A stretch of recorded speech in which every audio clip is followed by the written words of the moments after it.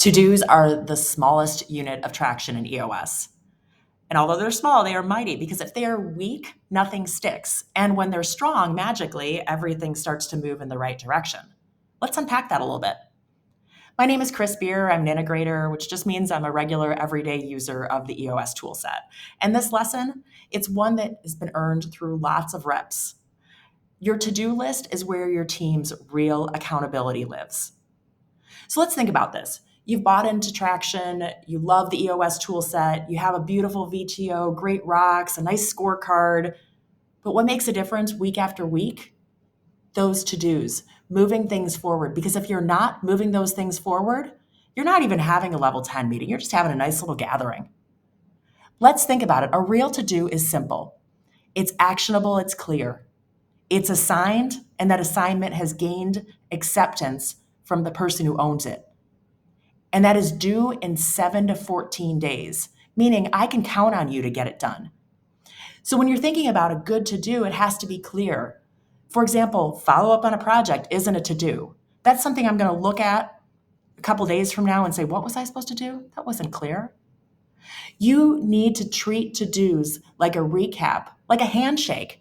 You're going to hear your name. You're going to know exactly what you're doing, and you're committing out loud. And you know that someone is counting on you to circle back within 7 to 14 days. So here is where most teams slip. And it's easy to slip because, let's face it, real life is going on, right? But it's easy to slip because teams treat to-dos like to-tries. They treat them like suggestions. So they let the missed items slide. They say, oh, I don't really know what you were expecting me to do. They come to the meeting not prepared. And you know what happens? When that happens, you are eroding at trust. And remember when Lencioni talks about the dysfunctions of a team, trust is at the basic, just fundamental of having a team that works well together. So when a to-do is off track, when a to-do is not done, you need to call each other out on it. It's not just the meeting facilitator who needs to do that. And when that happens, if the to-do is off track, not done, you need to directly ask, did you forget this? Or did you deprioritize it? And that is one question that really changes the tone and the culture. Because to-dos may seem small, but at the end of the day, they're really a pulse check of execution.